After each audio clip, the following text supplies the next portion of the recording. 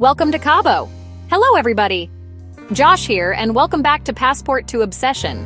You know, there are places in the world that just make you happy to be alive, right? Places where the sun seems to shine a little brighter, the food tastes a little better, and every person you meet has a smile for you. Well, I think I've found one of those places. We are in the beautiful, the vibrant, the absolutely stunning Cabo San Lucas, Mexico.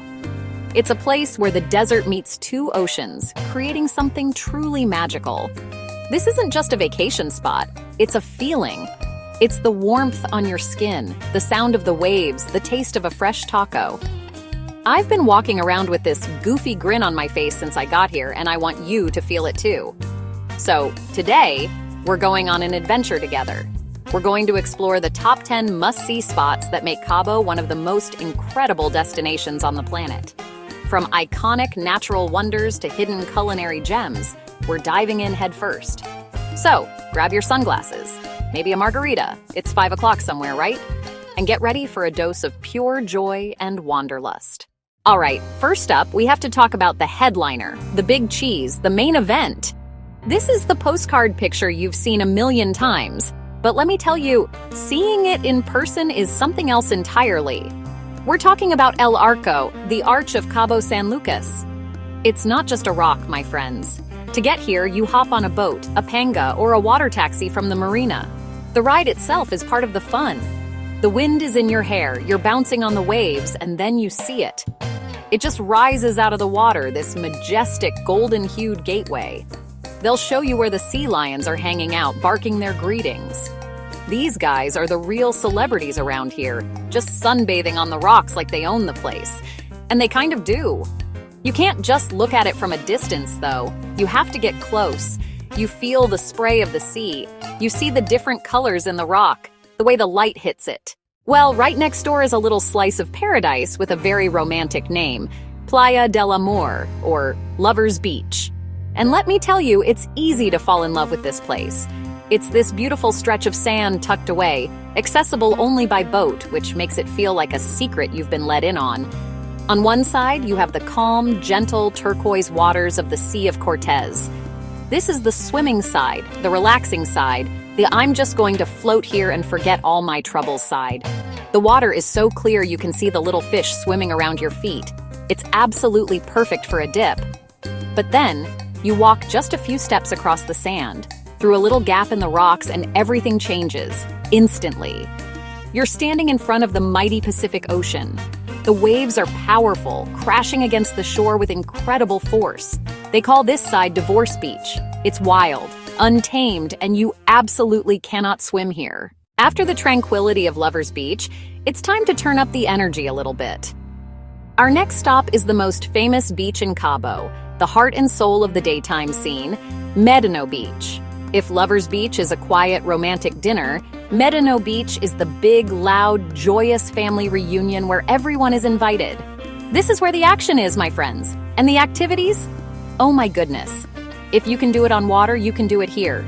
You've got paddleboarding, kayaking, jet skiing, parasailing, you name it.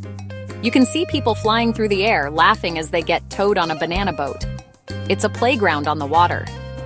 I found myself a spot at the office on the beach, which is an institution here. Your toes are in the sand, there's a live mariachi band playing, and the waiters are bringing you fantastic fish tacos and margaritas the size of your head. The atmosphere is just infectious. Everyone is smiling, everyone is dancing. It's impossible to be in a bad mood on Medano Beach. As the sun starts to dip a little lower in the sky, the energy in Cabo doesn't fade. It just shifts. It moves from the beaches to our next destination, the Marina Cabo San Lucas. This isn't just a place to park boats, my friends. Oh no. This is the glittering, bustling, glamorous heart of the town. It's a world-class marina, and it's a destination in itself. Walking along the waterfront promenade is an experience. On one side, you have these incredible multi-million-dollar yachts glistening in the sun. I mean, some of these boats are bigger than my apartment. On the other side, you have a vibrant strip of high-end boutiques, souvenir shops, art galleries, and some of the best restaurants and bars in Cabo. And when evening comes, the marina truly comes alive. The lights from the restaurants and bars start to twinkle, reflecting on the water. The sound of live music spills out into the warm night air. I found this great little spot with outdoor seating right on the water. There's a pelican that hangs out here. They call him Poncho. He's a local celebrity. He just waddles around like he's the mayor of the Marina. We've seen the arch, but the arch is just one part of a much bigger, much more dramatic masterpiece. Our next stop takes us back out onto the water to explore the entire formation known as Land's End. The name itself is just so epic, isn't it? Finisterre, Land's End. It's the very tip of the Baja California Peninsula, a rugged, rocky finger pointing out to where the Sea of Cortez and the Pacific Ocean collide. As your boat captain takes you around, they'll point them out to you. There's Neptune's Finger, a tall, thin rock pointing to the sky. There's the Friar, which looks like a hooded monk looking out to sea. It's like a natural art gallery, and your imagination can run wild. We already met the sea lions who have claimed their own little rock island, appropriately named Sea Lion Colony. They are the noisiest, funniest, and most charming residents of Land's End. And during the winter months, this is a major highway for migrating humpback whales. Imagine being out here, surrounded by these ancient rocks, and suddenly a giant humpback whale breaches, launching its entire body out of the water. Okay, we've spent a lot of time on boats looking at things from above the water. Now it's time to get in. For that, we're heading up the tourist corridor to one of the most beloved spots for swimming and snorkeling in the entire region, Chileno Bay. This place is a dream. It's a protected cove with calm, clear, and incredibly blue water. The beach itself is beautiful, a wide stretch of sand with palapas for shade. But the real magic happens when you put on a mask and snorkel and stick your face in the water. It's like you've been transported to another dimension. Suddenly, you're floating above a vibrant, bustling city of fish. The sheer amount of marine life here is astounding. You're surrounded by huge schools of silvery sergeant majors, bright yellow porkfish, and beautiful blue and gold king angelfish. They're not shy either. They'll swim right up to you as if to say, "Hello, welcome to our neighborhood." You don't have to be an expert snorkeler to enjoy this. I saw a sea turtle gracefully gliding through the water. A sea turtle? It was one of the most beautiful things I've ever seen. To share the water with a creature like that, even for a moment, is a gift. So far, we've seen a lot of natural beauty, which is, just incredible. But a place is also defined by its people and its culture. To experience that, we're taking a short drive to its charming, more laid-back sister city, San Jose del Cabo. And specifically, we're heading to the heart of this town, the Gallery District, or, as some folks call it, the Art District. This place has so much soul. The real highlight is the incredible concentration of art galleries.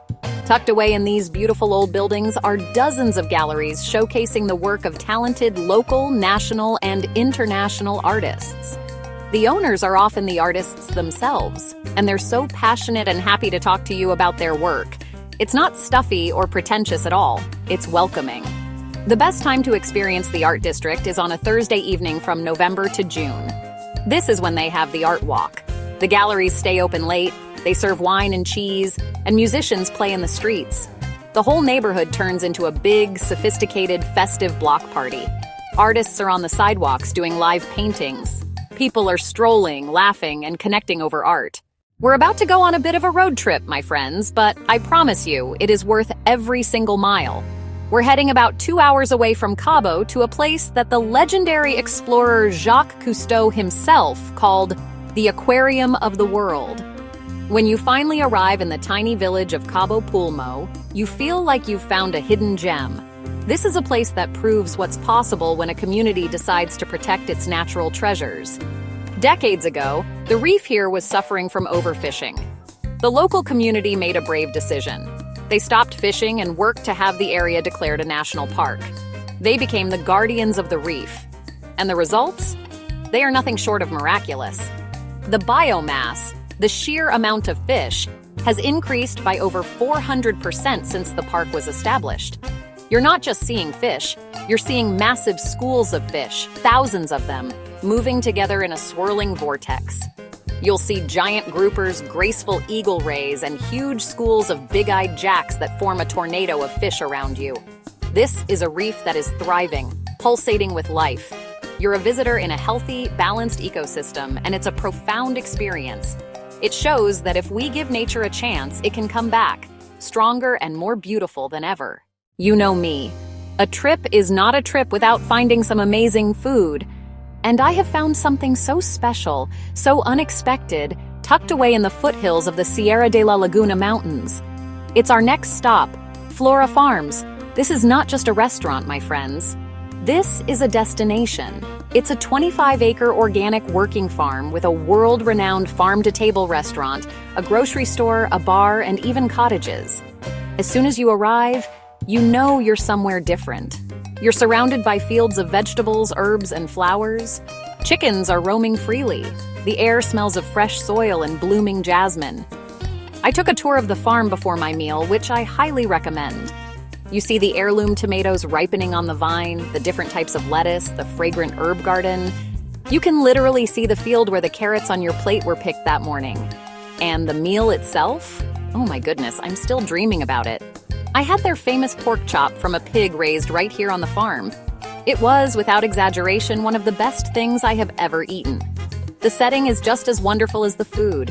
You dine outdoors under twinkling lights surrounded by the gardens. There's often live music, a gentle acoustic guitar or a jazz trio. It's rustic but elegant, incredibly romantic, and just so relaxing. We've seen so much. We've explored land and sea, art and food. For our final 10th must-do experience, we're heading back out onto the water for something truly magical. There is no better way to end a perfect day in Cabo than with a sunset cruise. It's the quintessential Cabo experience, and it's popular for a very, very good reason. It's pure bliss. I found something in between, a beautiful catamaran with a fun, relaxed vibe, great music, and of course, delicious snacks and drinks. As you glide out into the bay, you get to see all the places we've talked about from a new perspective. You sail past Medano Beach, waving to the people on the shore. You get another magnificent view of Land's End and the Arch. We saw dolphins playing in the wake of the boat. It was incredible. The crew on these cruises are fantastic. They're pointing out landmarks, telling stories, and making sure your glass is never empty. But then, the main event begins. The sun starts its final descent toward the horizon of the Pacific Ocean. The sky begins to change colors, from bright blue to soft orange, then fiery red, then deep purple. Everyone on the boat goes quiet. All you hear is the gentle sound of the water and the click of cameras. Watching the sun dip below the edge of the world is a powerful experience. It's nature's goodnight kiss. So for our final spot, you have to treat yourself to a sunset cruise. It's the perfect bookend to your Cabo adventure. It's the ultimate way to say adios to Cabo until next time. What a perfect ending. Wow! Wow! What a place, right? From the majestic arch to the colors of the reef at Cabo Pulmo, from the vibrant art scene to a meal I will never forget at Flora Farms. Cabo, you have completely captured my heart. This top 10 list is just the beginning, a starting point for your own adventure. The real magic is in the moments in between. The friendly hello from a stranger, the taste of a fresh mango, the feeling of the sun on your face. I hope this has inspired you to come and see this incredible corner of the world for yourself. It's a place of stunning contrasts, desert and ocean, tranquility and celebration, ancient geology and modern luxury. There's truly something here for everyone. I'm already planning my next trip back because there's so much more to see and, more importantly, so much more to eat. This is a place you can return to again and again and always discover something new. So now I want to hear from you. What's your favorite spot in Cabo? Or if you haven't been, which of these 10 places are you adding to your bucket list first? Let me know in the comments below. And if you want more travel adventures and food obsessions, please subscribe to Passport to Obsession. Thank you so much for joining me on this journey. Until next time, remember to be nice to people and try the local food. Our next stop? We're trading tacos for tapas. See you in Spain.